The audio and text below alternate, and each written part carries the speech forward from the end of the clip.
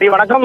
திருநெல்வேலியில் ஐடி ஊழியர் கவின் கொலை வழக்கில் குற்றம் சாட்டப்பட்ட சுர்ஜித் மற்றும் அவருடைய தந்தை சரவணன் இருவரும் பலத்த போலீஸ் பாதுகாப்புடன் திருநெல்வேலி நீதிமன்றத்தில் தற்போது ஆஜர்படுத்தப்பட்டனர். வழக்கு விசாரணையை ஆகஸ்ட் 11ஆம் தேதிக்கு ஒத்திவைத்து வன்கொடுமை தடுப்பு சிறப்பு நீதிமன்ற நீதிபதி ஹேமா உத்தரவிட்டுள்ளார். தூத்துக்குடி மாவட்டம் ஏரல் அருகே உள்ள ஆறுமுக மங்கலத்தை சேர்ந்தவர் சந்திரசேகர். இவரது மகன் 27 வயதான கவின் செல்வ கணேஷ். சென்னையில் ஐடி ஊழியராக பணியாற்றிய கவின் கடந்த 27ஆம் தேதி பாளை கேடிசி நகரில் வெட்டி படுகொலை செய்யப்பட்டார். இந்த கொலை சம்பவம் தொடர்பாக பாளையங்கோட்டை போலீசார் வழக்கு பதிவு செய்து அதே பகுதியில் வசித்து வரும் போலீஸ் சப் இன்ஸ்பெக்டர் சரவணன் மற்றும் அவரது மகன் சுர்ஜித் ஆகியோரை கைது செய்தனர். மேலும் சுர்ஜித்தின் தாயார் சப் இன்ஸ்பெக்டர் கிருஷ்ணகுமாரி மீதும் வழக்கு பதிவு செய்யப்பட்டுள்ளது. இதனிடையே இந்த வழக்கு சிபிசிஐடி வசம் ஒப்படைக்கப்பட்ட நிலையில் கடந்த சில நாட்களாக பல்வேறு கோணங்களில் சிபிசிஐடி போலீசார் விசாரணை நடத்தி வருகின்றனர்.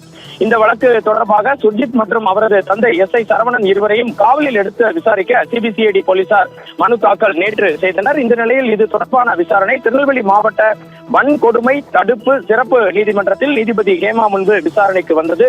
அப்போது சுர்ஜித் மற்றும் அவருடைய தந்தை எஸ்ஐ சரவணன் இருவரும் பலத்த போலீஸ் பாதுகாப்புடன் நீதிமன்றத்தில் ஆஜர்படுத்தப்பட்டனர். அதனைத் தொடர்ந்து இந்த வழக்கு விசாரணை ஆவணங்களை பார்த்த நீதிபதி ஹேமா வருகின்ற ஆகஸ்ட் 11ஆம் தேதி திங்கட்கிழமைக்கு இந்த வழக்கை ஒத்திவைத்து உத்தரவிட்டார். அதனைத் தொடர்ந்து பலத்த போலீஸ் பாதுகாப்புடன் இருவரும் பாளையங்கோட்டை சிறைச்சாலைக்கு அழைத்து செல்லப்பட்டனர். அரசு வழக்கறிஞர் கூறும்போது குற்றம் சாட்டப்பட்ட சுர்ஜித் மற்றும் சரவணன் இருவரும் சிபிசிஐடி காவலுக்கு மறுப்பு தெரிவித்ததாக கூறினார். இதுவே தற்போது இந்த நிகழ்வில் திருநெல்வேலியில் இருக்கும் கள நிலவரம்.